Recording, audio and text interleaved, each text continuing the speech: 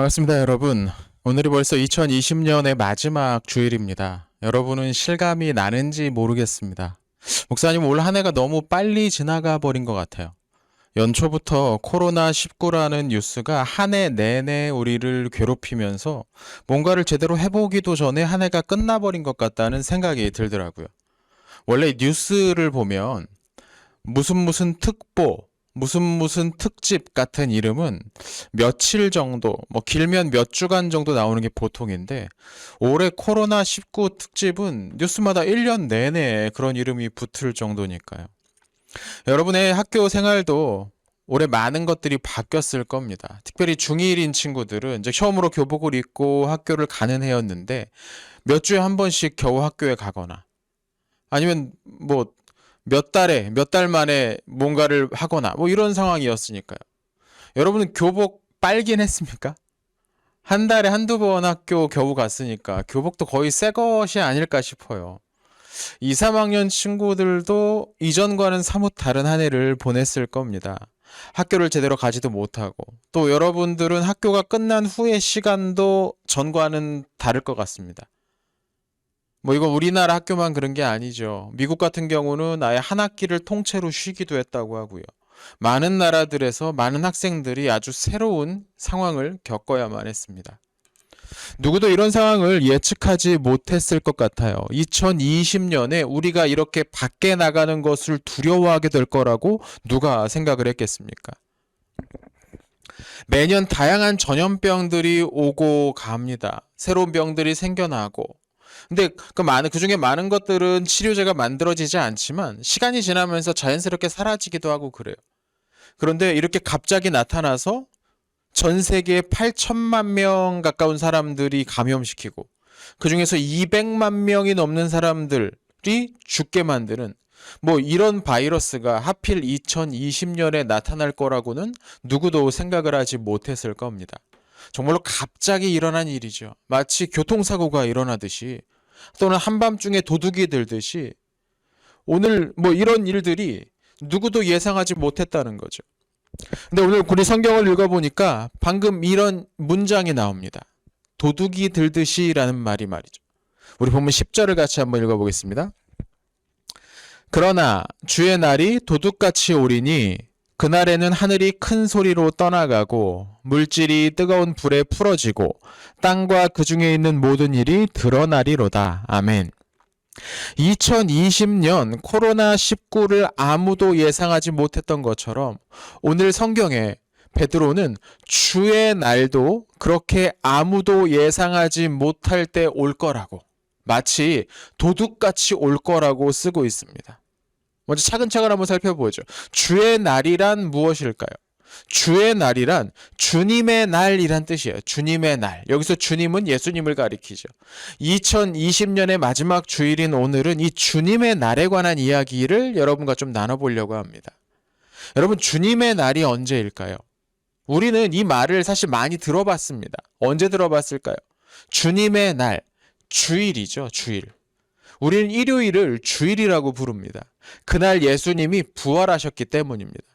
일요일 새벽에 예수님께서 무덤에서 다시 일어나셨어요. 그래서 우리는 일요일에 모여서 예배를 하는 겁니다. 주님이 부활하신 날, 주일에. 근데 이 주님의 날이란 일요일만 가리키는 게 아니라는 거예요.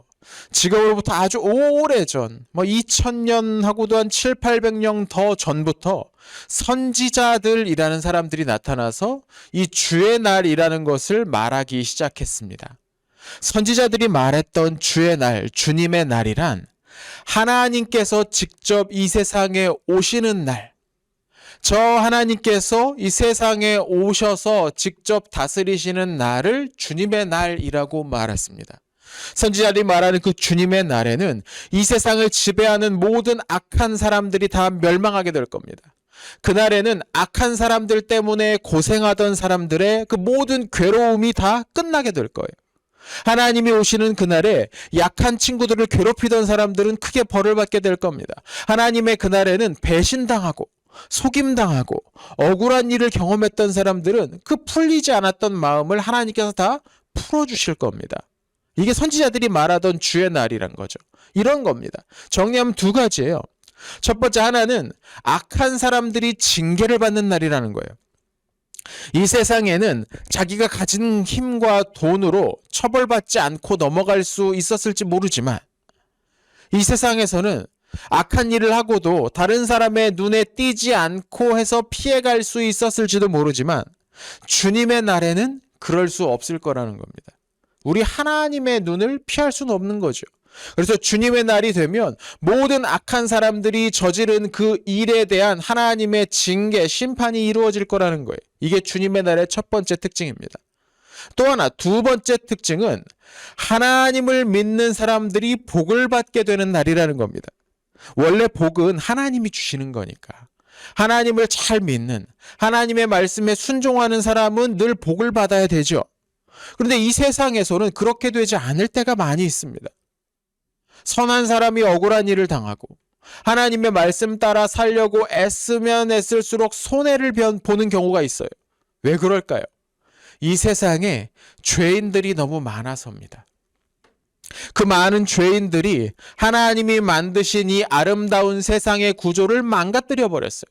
그래서 원래는 말씀에 순종하면 복을 받아야 되는데 이제는 말씀대로 살면 손해를 보는 곳이 되어버렸어요. 적당히 남의 눈 속여야 더 큰 이득을 보게 되고 가난한 사람들, 약한 사람들 도와주는 건 낭비가 되어버리고 오직 내 성공만을 위해서 사는 게 지혜로운 것처럼 되어버렸다는 거예요. 하지만 여러분, 주님의 날이 되면, 주님의 그 날이 오면, 하나님께서 오시는 그 날이 되면 이 모든 잘못된 것들이 다시 제자리를 찾게 될 겁니다. 그날에는 말씀을 잘 믿고 순종하는 사람이 가장 높은 사람이 될 겁니다. 그날에는 하나님을 무엇보다 중요하게 여기는 사람들이 가장 좋은 대우를 받게 될 거라는 겁니다. 그날에는 그렇게 됩니다. 그래서 오늘 성경 베드로 후서에서 베드로는 어떤 사람들이 그런 주님의 날이 오지 않을 거라고 말한다고 쓰고 있습니다. 9절입니다. 우리 이렇게 쓰여있는데 같이 한번 읽어보겠습니다. 주의 약속은 어떤 이들이 더디다고 생각하는 것 같이 더딘 것이 아니라 오직 주께서는 너희를 대하여 오래 참으사 아무도 멸망하지 아니하고 다 회개하기에 이르기를 원하시느니라. 아멘. 주의 약속은 어떤 이들이 더디다고 생각하는 것 같이라는 문장이 나오죠. 이 선지자들이 수백 년 전부터 주의 날이 곧 올 거라고 했는데 여전히 수백 년이 지났는데도 그 날이 오지 않은 거예요. 그래서 어떤 사람들이 야, 그런 날은 아예 오지 않을 거야. 그건 선지자들의 착각이야 라고 생각하기 시작했다는 겁니다. 처음부터 주님의 날 같은 건 없는 거야. 선지자들이 상상한 거야. 어쩌면 그 사람들이 그냥 거짓말한 걸지도 몰라. 뭐 이렇게 생각하는 사람들도 있었을지도 모르겠습니다. 왜요? 온다고 했던 그 주님의 날이 좀처럼 오지 않았기 때문에. 우리도 그럴 때가 있죠. 예수님을 믿으면 복을 받는다는데 난 왜 이렇게 힘들까? 정말 그 말 맞는 거야? 그냥 거짓말한 거 아니야? 왜 난 이렇게 열심히 교회 다니는데 친구도 없고 성적도 잘 안 나오고 열심히 하는데 왜 우리 집 살림살이는 나아지지 않을까? 많은 사람들이 우리가 믿는 게, 우리가 배운 게 정말로 사실일까 의심할 때가 있습니다. 그런 의심이 들 때가 있어요. 사는 게 너무 힘들다 보면. 또 그날이 언제 올지 모르니까 기다리는 게 너무 힘들어서 그런 마음, 그런 생각을 할 때가 있습니다. 베드로는 바로 그런 사람들을 향해서 말하는 겁니다. 아까 읽었던 10절 다시 한번 보겠습니다.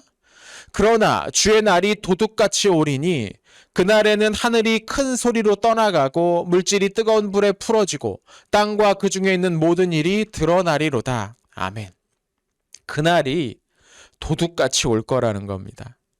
도둑은 아무도 예상하지 못했던 때에 옵니다. 도둑이 언제 올지를 사람들이 다 안다면 준비를 철저히 하고 있을 거 아니에요. 경찰을 부르고 막 할 거 아닙니까? 그래서 사람들이 가장 방심하고 있을 때, 가장 편안하게 안심하고 있을 때 도둑은 찾아온다는 거예요. 그런데 주님의 날이 꼭 그렇다는 겁니다. 모두가 이제 그런 날은 오지 않을 거야. 그냥 내 힘으로 사는 거야. 하나님 같은 거 의식할 필요 없어요. 나 좋은 대로 살면 그만이야. 이렇게 생각하고 있을 때 그런 날이 오지 않을 거라고 안심하고 방심하고 있을 때 주님의 날이 올 거라는 겁니다. 우린 이런 이야기를 여기에서 베드로 후서에서만 처음 들은 게 아닙니다. 옛날 노아의 이야기에서도 우린 비슷한 내용을 읽을 수가 있죠. 하나님께서 노아에게 홍수에 관해서 미리 말씀해 주셨습니다. 하지만 그 홍수는 금방 찾아오지 않았어요. 노아가 아주 오랫동안 커다란 방주를 만드는 내내 비는 내리지 않았습니다. 비도 내리지 않는데 그렇게 고생하면서 큰 방주를 만드는 노아를 보고 사람들은 비웃었다고 나와 있어요.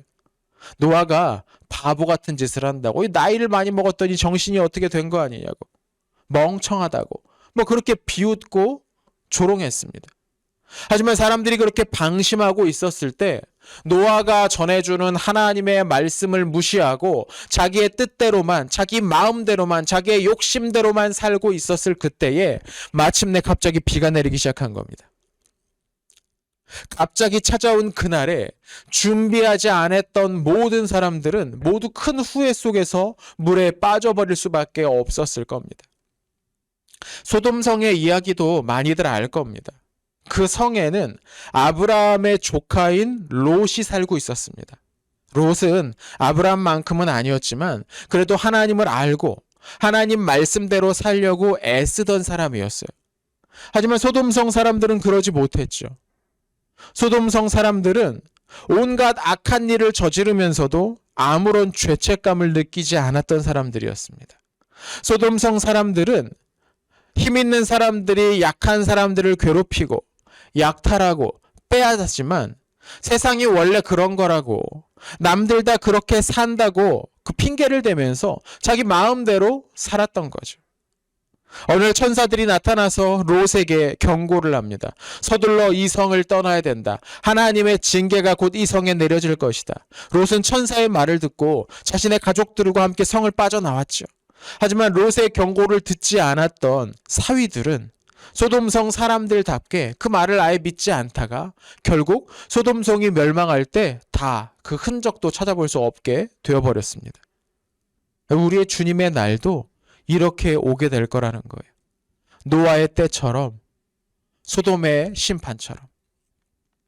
우리의 생각으로 하나님의 생각을 판단하려고 해서는 안 됩니다. 오늘 성경 8절을 보면 사랑하는 자들아, 주께는 하루가 1000년 같고 1000년이 하루 같다는 이 한 가지를 잊지 말라고 이야기하고 있습니다. 하나님의 날과 우리의 날은 다르다는 거예요. 하나님의 생각과 우리의 생각도 다르다는 겁니다. 우리에게는 너무 긴 것처럼 느껴져서 주님의 날? 뭐 그런 거 오지 않는 거 아니야? 그런 거 없는 거 아니야? 처음부터 거짓말, 착각, 상상한 거 아니냐? 사람들 위협하려고 만들어낸 이야기 아니냐? 그렇게 생각할 수 있지만 주님에겐 그렇지 않다는 거예요. 이 성경 말씀은 주님이 기다리고 계신다라고 말합니다. 본문 9절을 뒷부분을 보면 베드로가 이렇게 이야기합니다. 오직 주께서는 너희를 대하여 오래 참으사 아무도 멸망하지 아니하고 다 회개하게 이르기를 원하시느니라. 아멘. 하나님의 그날이 지금 서둘러 오지 않는 이유는 무엇이냐면 여전히 악한 삶을 살고 있는 사람에게 그 사람들이 그 주님의 날에 다 멸망을 당하지 않도록 회개하도록 기회를 주시기 위해서라고 말합니다. 그게 하나님의 마음이라는 거예요. 나쁜 짓을 했다고 바로 얼굴 확 돌려버리고 벌을 주시는 게 아니라, 만약 그랬다면 여기는 우리 모두가 지금 다 금방 망했을 겁니다. 그죠? 네. 죄를 지었을 때마다 하나님이 심판하셨다면 우리 여기 한 명도 남아있을 수가 없을 거예요. 하나님은 돌아올 때까지 기다리고 계셨다는 거죠. 그런데 여러분, 하나님의 그 기다림은 영원히 이어지는 것은 아니라는 겁니다. 때가 되면 도둑이 찾아오듯 하나님께서 이 세상에 갑자기 오실 겁니다. 하나님의 그날이 되면 모든 것이 엄청나게 변하게 될 겁니다. 여러분, 하나님의 그날을 여러분은 준비하고 있습니까? 아니면 어떤 사람들처럼 하나님의 그날이 도무지 오지 않을 거라고, 아니 하나님의 날을 생각조차 의식조차 안 하면서 그냥 생활하고 있지는 않습니까? 노아를 무시했던 사람들이 롯을 조롱했던 소돔성 사람들이 그렇게 살았습니다. 하나님의 나를 의식하지 않았어요. 그 나를 무시했어요. 여러분, 우리는 그 길을 똑같이 걸어가서는 안 됩니다. 그럼 어떻게 해야 될까요? 우리 같이 화면을 보면서 소리를 내서 11절과 12절 처음 부분을 같이 한번 읽어보겠습니다. 시작. 우리 이 모든 것이 이렇게 풀어지리니 너희가 어떠한 사람이 되어야 마땅하냐? 거룩한 행실과 경건함으로 하나님의 날이 임하기를 바라보고 간절히 사모하라. 아멘. 방금 이 본문에서 베드로는 묻습니다. 너희가 어떠한 사람이 되어야 마땅하냐? 우리는 어떠한 사람이 되어야 할까요? 주님의 날이 반드시 올 거라는 걸 아는 사람은 어떻게 살아야 될까요? 우리는 소돔성 사람처럼 살 수 없습니다. 베드로는 이렇게 말합니다. 거룩한 행실과 경건함으로 하나님의 날이 임하기를 바라보고 간절히 사모하라. 우리의 행실이, 우리의 삶이 거룩해져야 된다는 겁니다. 악한 일들로부터 떠나야 된다는 거예요. 지난주에도 이야기했지만 하나님은 우리가 회개하기를 기다리십니다. 우리의 잘못을 깨달으면 이거 잘못했네 깨닫고 후회하는 데서 멈추지 말고 그 죄로부터 돌이켜야 된다는 거예요. 완전히 이 죄를 떠나야 된다는 거예요. 그게 거룩한 행실입니다. 죄로부터 떠나야 되는 겁니다. 뿐만 아니라 우리는 경건함이 필요해요. 우리에게는 경건의 훈련이 필요합니다. 여러분, 큐티하고 있지 않다면, 매일 시간을 내서 말씀을 보거나 기도하지 않는다면 우리는 그날을, 주님의 날을 제대로 준비하지 못하고 있는 겁니다. 물론 너무 바빠서 겨우 큐티책 표지만 보는 날이 있을 수도 있습니다. 하나님이 그런 날 다 세가면서 너 주님의 날에, 너 내 날에 너 3번 큐티 안 했어. 뭐 이거 다 체크해가면서 벌 주시고 그러는 건 아니지요. 하지만 진짜 문제는 뭐냐면 우리에게 아예 말씀을 묵상하고 기도해야겠다는 생각이 들지 않는다는 거. 그건 진짜 문제라는 겁니다. 여러분, 하나님을 사랑한다면 날마다 그분을 더 알아갈 수 있는 연습을, 훈련을 해야 됩니다. 그럼 모든 좋은 일에는 그런 연습이, 훈련이 필요합니다. 자동차 운전을 하기 위해서도 수십 시간씩 연습을 해야 되는데 하나님과 함께 살아가는 그 일을 위해서 아무런 훈련이나 연습도 필요 없다고 생각하는 게 정상이겠어요? 주님의 날이 오지 않을 거라고 생각한다면 그럴 수 있습니다. 하지만 주님의 날이 반드시 올 거라고 생각한다면 그래서는 안 되는 겁니다. 자, 이제 우리 오늘 본문의 마지막 절인 13절을 같이 한번 읽어보겠습니다. 우리는 그의 약속대로 의가 있는 곳인 새 하늘과 새 땅을 바라보는도다. 아멘. 우리는 새 하늘과 새 땅을 바라보며 사는 사람입니다. 우리는 주님의 날을 기억하며 사는 사람입니다. 그날은 누구도 예상하지 못했을 때에 갑자기 찾아올 겁니다. 우리가 그날이 오지 않을 거라고 생각하고 있을 때 그날은 올 거라는 겁니다. 우리는 이미 올 한 해 코로나에 크게 놀랐어요. 이런 병이 찾아올 거라고 누구도 생각하지 못했을 때, 예상하지 못했을 때 갑자기 찾아온 질병이었으니까. 하지만 준비하지 않으면 주님의 날이 올 때 우리는 훨씬 더 크게 놀라게 될 겁니다. 지금 우리가 이 코로나 때문에 놀라고 당황했던 것보다 준비하지 않은 채 주님의 날을 만났을 때 훨씬 더 크게, 코로나 따위와는 비교되지 않을 정도로 크게 놀라게 될 겁니다. 베드로의 말에 따르면 하늘이 큰 소리로 떠나가고 물질이 뜨거운 불에 풀어지고 땅과 그 중에 있는 모든 일이 드러나게 될 거니까요. 온 세상이 엄청 떠들썩해질 겁니다. 우리는 새 하늘과 새 땅을 바라보며 사는 사람들입니다. 세상 사람들이 살듯이 내 기분대로만 살 것이 아니고 하나님의 말씀대로 살아야 합니다. 그래야 합니다. 주님의 날은 반드시 옵니다. 우리 거룩한 행실로, 경건의 훈련으로 그 날을 기쁘게 맞이합시다. 그날 다들 웃는 모습으로 여러분 모두를 만났으면 좋겠습니다. 우리 그렇게 합시다. 함께 기도하겠습니다.